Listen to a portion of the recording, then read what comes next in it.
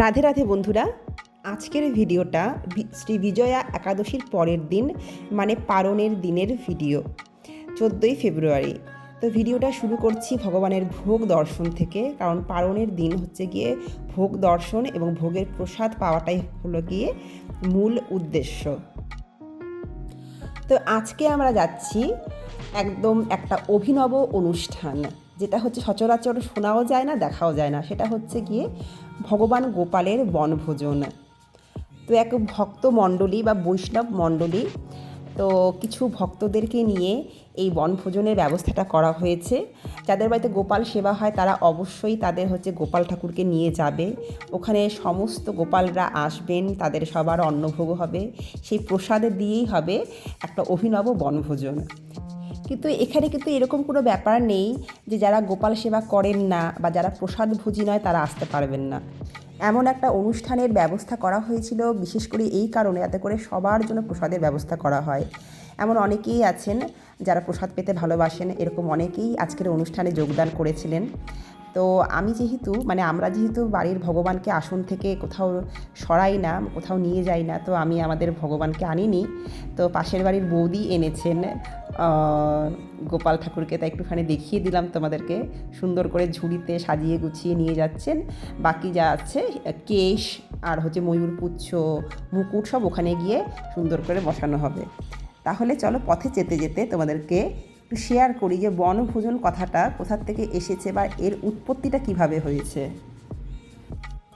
দাপর যুগে ভগবান শ্রীকৃষ্ণ যখন সখাদের সাথে 9 লক্ষ ধেনু বা 9 লক্ষ গাভীমাতাদেরকে বনে নিয়ে যেতেন গোচারণের জন্য, তখন দুপুরবেলা সখাদের সাথে উনি বনে বসেই উনি ভোজন করতেন।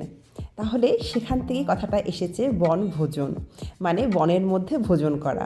তারপরে যুগের পরিবর্তনের সাথে সাথে সেটা বিভিন্নভাবে পরিবর্তন হয়েছে, তার রূপ পরিবর্তন হয়েছে। মানুষে এখন বিভিন্ন ধরনের আনন্দ করে, বিভিন্ন ধরনের খাবার খায়, বিভিন্নভাবে বনভোজনটাকে এনজয় করে। তো সেই ভগবানের দাপর যুগের সেই লীলাটাকে, বনভোজনের লীলাটাকে অনুসরণ করে কলিযুগে আমাদের মতন অধম মানুষদের একটু ভগবানের প্রসাদ এর স্বাদ অন্যভাবে আনন্দ সহিত গ্রহণ করার একটা চেষ্টা করেছেন কিছু বৈষ্ণব মণ্ডলী। তাদেরকে ভীষণ ধন্যবাদ যে আজকের একটা সুন্দর আনন্দের একটা দিন পেয়েছি, আর তার কিছু আনন্দের মুহূর্ত আমার দর্শকদের সাথে শেয়ার করার চেষ্টা করছি। আশা করি সম্পূর্ণ ভিডিওটা দেখলে পরে সবার ভালো লাগবে। তো কথা বলতে বলতে আমাদের গন্তব্যস্থলের দিকে এগিয়ে যাচ্ছি, আর পার হয়ে যাচ্ছি দেখো আমাদের ময়নাগুড়ির পলিটেকনিক কলেজ। যদি কেউ পলিটেকনিকে ভর্তি হতে চাও বা পড়তে চাও, তোমরা অবশ্যই ময়নাগুড়ি কলেজে চেষ্টা করতে পারো। বাড়ির কাছে যারা আছো, যাদের মানে লোকেশনটা খুব কাছে হয় ময়নাগুড়িটা, তারা চেষ্টা করতে পারো। ভীষণ ভালো একটা কলেজ। তো যাই হোক, আমরা যাচ্ছি আমাদের ময়নাগুড়ির থেকে দোমোহনীতে যে লোকনাথ বাবার মন্দিরটা আছে, সেখানেই হচ্ছে আজকের এই বনভোজনের ব্যবস্থাটা করা হয়েছে। তাহলে দেখো আমরা পৌঁছেই গেছি, বাড়ির থেকে বেশি দূর না, এই 15 থেকে 20 মিনিটের মতন রাস্তা। তাহলে চলো গিয়ে তোমাদেরকে দেখাই কত কত গোপাল ঠাকুর এসেছেন, কি সুন্দর করে দেখে সাজিয়েছে। চলো ভেতরে যাই।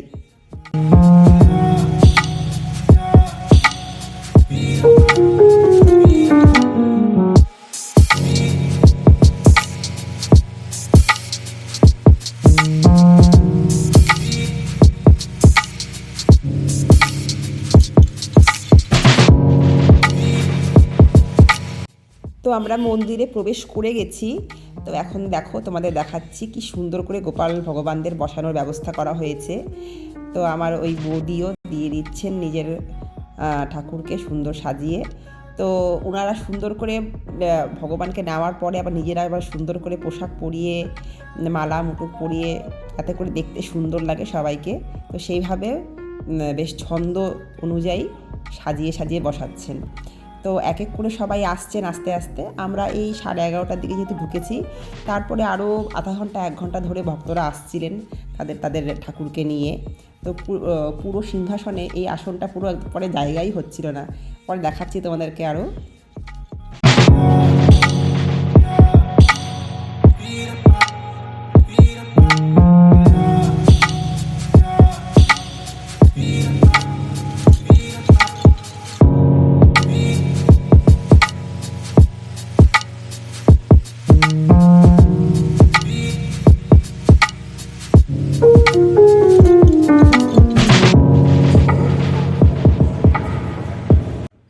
এই দেখো আস্তে আস্তে আরও গোপাল ঠাকুররা আসছেন এবং সবার সামনে আর পেছনে নেম প্লেট দেওয়া হচ্ছে। নেম প্লেট কেন, এটা হচ্ছে পরে বুঝতে পারলাম, সেটা হচ্ছে গিয়ে ভগবানের 108টা নাম আছে।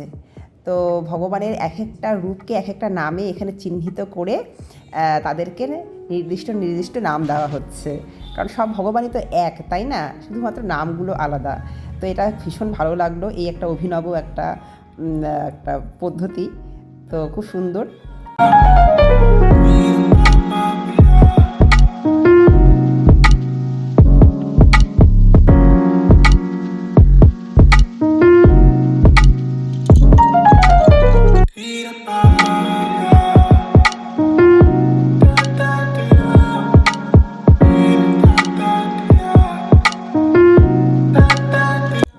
গোপাল ঠাকুরদের সুন্দর করে সাজানো হচ্ছে, আরেক দিকে বেলুন দিয়ে সুন্দর করে চারিদিকে সাজানো হচ্ছে, যাতে করে খুব সুন্দর লাগে দেখতে। কারণ যারা হচ্ছে সন্তান জ্ঞানে ভগবানকে ভালোবাসেন, তারা তো জানেন যে সন্তান বা যে কোনো ছোটো বাচ্চাই বেলুন খুব ভালোবাসে, তাই না। তো এইরকম একটা সুন্দর পরিবেশ তৈরি করার চেষ্টা হচ্ছে, সবাই মিলে করছে, এটা আরও বেশি আনন্দের।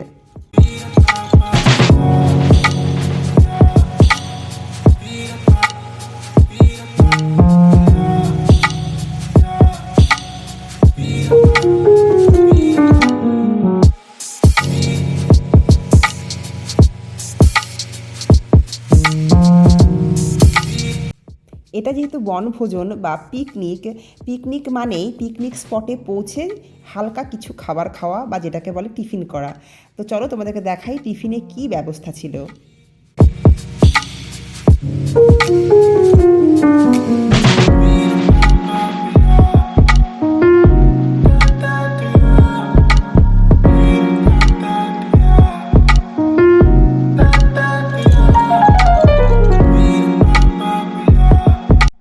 তো এই দেখো টিফিনে ছিল ভীষণই সুস্বাস্থ্যকর হালকা কিছু খাবার, সেটা হচ্ছে গিয়ে ঘুগনি আর সাথে মুড়ি। কারণ হচ্ছে উপোসের পরের দিন বেশি তেলে ভাজা জিনিস খেলে পরে একটু অনেকেরই প্রবলেম হতে পারে, তো ঘুগনির সাথে লুচির ব্যবস্থা না রেখে এখানে মুড়ির ব্যবস্থা রাখা হয়েছে, এটা ভীষণ একটা ভালো।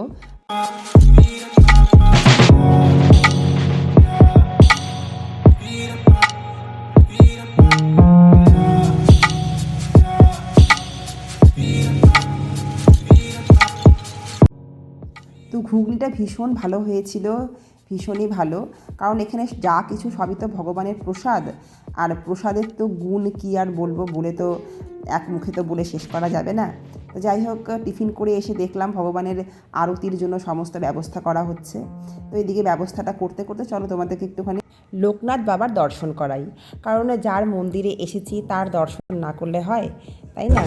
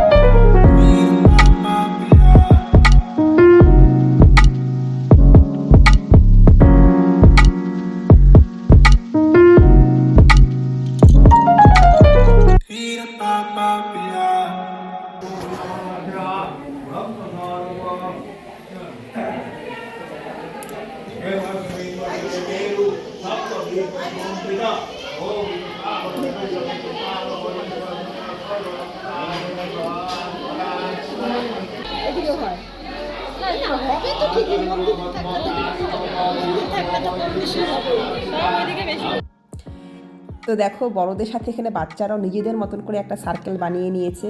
রাধিকা সারাদিন ভীষণ আনন্দ করেছে, ওর মতন কতগুলো বাচ্চাকে খুঁজে পেয়েছে, তাদের সাথে সারাদিন হই হুল্লোড় আনন্দ করেছে, খেলেছে। ও তো বাড়িতে এসে বলছিল আবার কবে এরকম একটা বনভোজনে যাব। তো যাই হোক দেখা যাক কবে আবার এরকম সৌভাগ্য হয়। তাহলে চলো মন্দিরের একটু বাগানটা তোমাদেরকে ঘুরিয়ে দেখাই। ওই দূরের ওটা হচ্ছে কি এন্ট্রেন্স গেট, যেখান থেকে আমরা ঢুকেছি, আর এটা মন্দিরের সামনের একটা মাঠ। এখানে লোকনাথ পুজোর সময়, যেটা জ্যৈষ্ঠ মাসে হয়, এখানে প্রচুর ভিড় হয়। আমি তো প্রথম এলাম এই মন্দিরে, তো যারা এসেছেন তারা গল্প করছিলেন শুনলাম। তো শুনেছি আমি এর আগেও এখানে প্রচুর ভিড় হয়। যদি কেউ লোকনাথ পুজোতে এখানে আসতে চাও অবশ্যই এসো, ভীষণ আনন্দ হয় শুনেছি, প্রচুর প্রচুর ভিড় হয়, সারাদিন ধরে প্রসাদ বিতরণ করা হয়, খুব আনন্দ হয়। তো এটা হচ্ছে গিয়ে পাশের বাগানটা। তা যারা যারা আগে এসেছিলেন, এটা যেহেতু পুরনো মন্দির, অনেক বহু পুরনো মন্দির, তো একসময় এই বাগানটা আরও বেশি সুন্দর ছিল, অনেক অনেক ফুলের গাছ ছিল। তো এখন সেরকম একটা সৌন্দর্য দেখছি না, কয়েকটা গুটি কয়েক গাছ আছে। তো একটা সময় এখন যা বোঝা যাচ্ছে যে যত্নের অভাবে হয়তো বাগানটা এখন সে আগের সৌন্দর্য ধরে রাখতে পারেনি। তো যাই হোক, তো এখানে আছে লোকনাথ দেবের ছোট্ট একটা বেদি, তো সেখানেও পুজো হয়।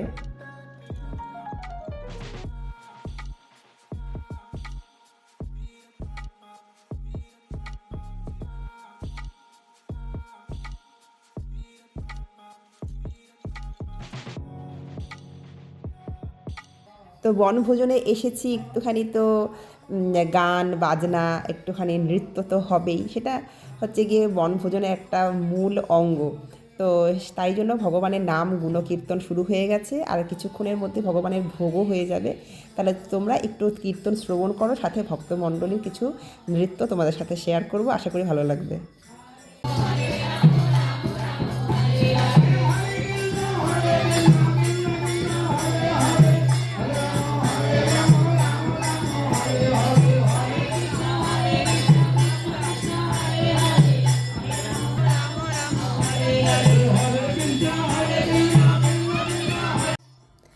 তো এখন যেহেতু ভগবানের ভোগ নিবেদন করা হবে, তো তাই জন্য একটু আচ্ছাদনের ব্যবস্থা করা হচ্ছে। সামনে এবং দুই সাইডে কাপড় দিয়ে ঢেকে দেওয়া হচ্ছে জায়গাটা, যাতে করে ভোগ নিবেদন করতে সুবিধা হয়।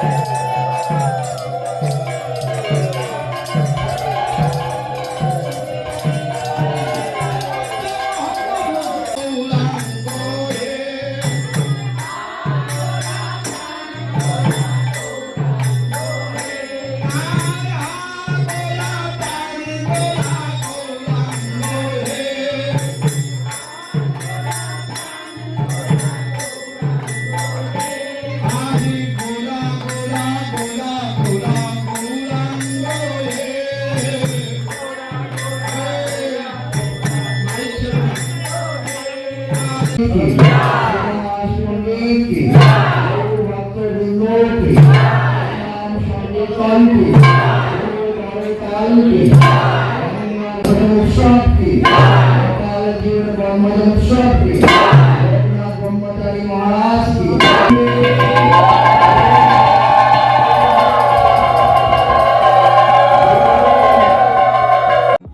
ভগবানকে ভোগ নিবেদন করার পরে ভোগ আরতি হওয়ার পরে এখন যেটা করা হয়েছে সেটা বাচ্চাদের জন্য বিশেষ করে চকলেট মানে বাতাসা বিতরণ করা হয়, অন্যান্য হরি লুট যেটাকে বলে।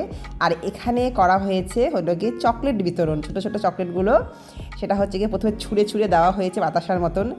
তো আর তারপর প্রত্যেকটা বাচ্চাকে ডেকে ডেকে সামনে ছোট বড় চকলেট দেওয়া হচ্ছিল।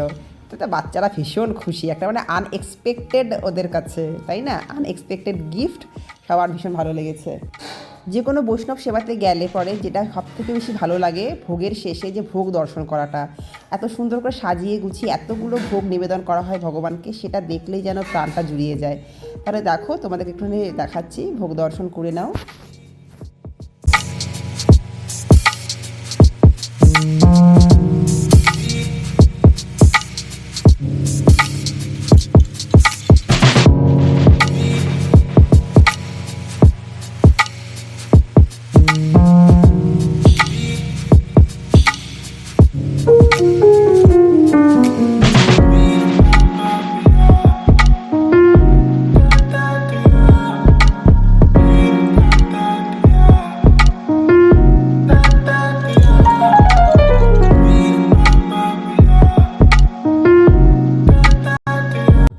আচ্ছা, চকলেট পাওয়ার পর বাচ্চাদের আবার লাইন লেগেছে কিসের জন্য, এবার আবার কিছু বিতরণ করা হচ্ছে। এটা কি, সেটা হচ্ছে গিয়ে বাচ্চারা আবদার করেছে যে বেলুন লাগবে ওদের, তাই জন্য সবাইকে 2, 3, 4 যে যেমন পাচ্ছে বেলুন নিচ্ছে। তো সেটাও লাইন ওয়াইজ নিচ্ছে যাতে করে কোনো ঝগড়া অশান্তি না হয় বাচ্চাদের মধ্যে। তো ভীষণ ভালো সিস্টেম, বাচ্চাদের তো আনন্দই আনন্দ, মজাই মজা। তাহলে চলো, সব কিছু হয়ে গেল, এখন যেটা আসল জিনিস সেটা হলো গিয়ে প্রসাদ পাওয়া। এখন প্রসাদ পেতে বসবো। তাহলে চলো তোমাদের সাথে একটু করে শেয়ার করি যে কী কী হয়েছিল প্রসাদে।